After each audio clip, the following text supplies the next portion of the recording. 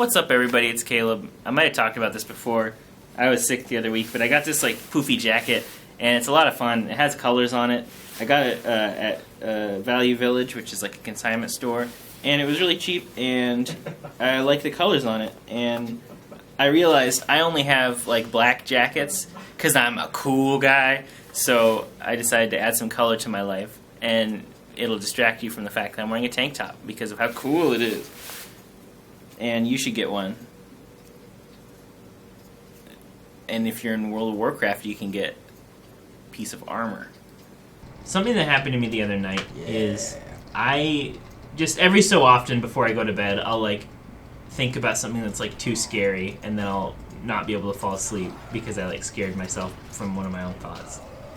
And it doesn't often happen, but I always think before I go to bed, and sometimes it just accidentally happens. So whenever it does happen, I have a system to try to unscare myself, and my system is to try to turn the scary thought into the plot of an original horror movie that I could potentially write someday. So I'm like taking the power back from my scary thought. Like, it's my idea. I thought of it. So I guess what I would like to do, if all of you can think of a nightmare or a scary thought that you've had that's, you know, not too devastating to bring up or talk about, then it would be to bring that up and say what happened in it, and then to try to figure out how to turn it into like the plot of a movie.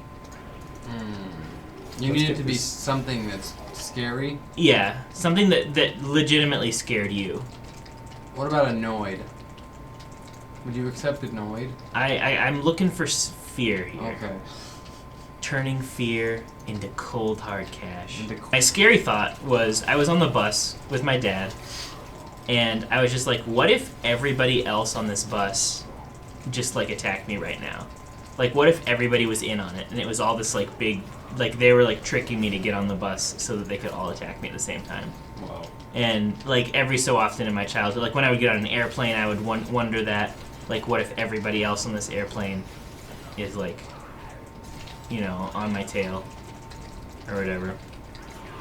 So if people want to help out, they can too. Like, how do you think that could translate into like a plot or a movie, I guess, with that as like a core concept of it?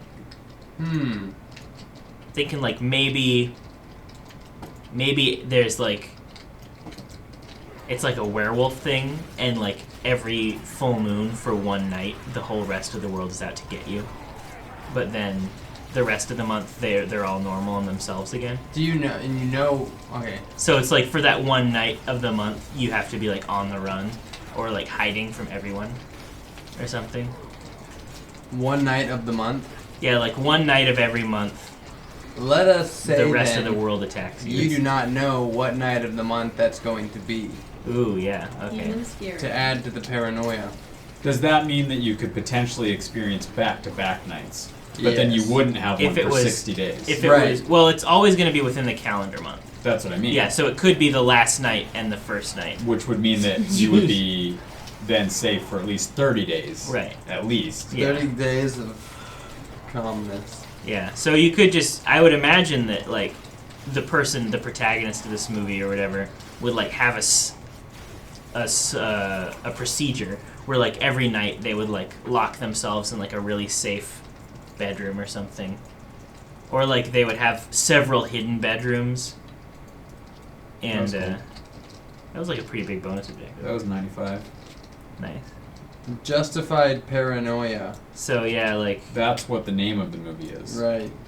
And it's not like everyone in the world locks onto your position and comes for you. It's just, like, if somebody sees you... We're going to head south. So, they get the desire to attack contact. You. South to the writhing mire.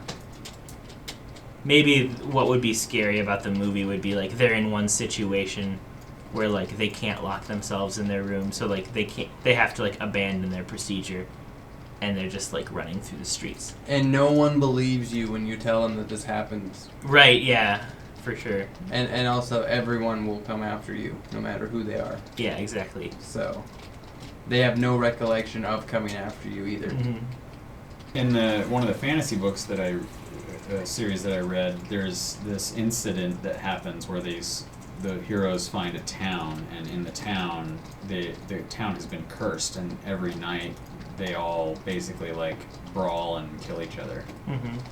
And they wake up in the morning, and like the damage that they have done to the town remains, but but everybody wakes up. Do the dead people come back to life, or they still? They wake up, yeah. Oh, And if you are an outsider and you come, then you are just part of the cursed village. Oh, I see. Like you die, and then you wake up in the hotel that you stayed in, and you are cursed to be there forever. Ugh. So if you don't die, if you survive it, then you have your freedom to leave. I had a pretty typical scary scenario the other night where I was like, the kids were in bed, and I went to take a shower, and I was like, what if I had to like defend myself from somebody who wanted to end my life while I was in the shower, and would I move quick enough to like avoid the knife coming through the shower curtain? Shower curtain, yeah. Yeah. Jeez. I mean, I don't have a lot of enemies, but I was thinking it's a potential, like that actually happens to some people in the world. So, and pretty much anytime that something like that does happen, I doubt that it would ever be like expected. Like it's always like something that you never would. What I'm saying. Right. It wouldn't be someone that you like knew was your enemy. Maybe it would just be like some random person. You'd be like, "What?" All right. So how does this turn into a movie? I got some traction here. So Billy is a crime boss. Nice. But no, he is. Call me CB Billy. I don't have nightmares, which is fun, but That's nice. I also don't. I do have a very strong fear of sleepwalking. Whoa! Remember, you have a lot of spectral laborers coming after you. Which I guess comes down to just a fear of not being in control of myself. And then having to deal with any aftermath. So that's probably the scariest thing I think about before falling asleep is like, okay, self, stay asleep. I see. Stay. Yeah. Because, I've heard of people doing horrible things when they sleepwalk, like walking into traffic or like wrecking their homes or, Have you seen Step Brothers? Yeah. Yeah. I almost feel like the scariest sleepwalking thing is like what you're saying, just like if you were to do something horrible while sleepwalking. Yeah, the Sleepwalk Slayer. Yeah. Oh. Yeah, what if it's like when you're sleepwalking, you're also like an expert at disposing of evidence. So like, you would never get caught. Yeah. And just like basically it seems like maybe the fact that you're sleepwalking would be like the twist at the end of the movie, but you feel like death follows you around. You're the detective, and you are also the killer. Nice, yeah. Tracking yourself. See, intellectual thrillers. That's my jam. That was a nice rhyme. Intellectual thriller. Right. I am also the killer.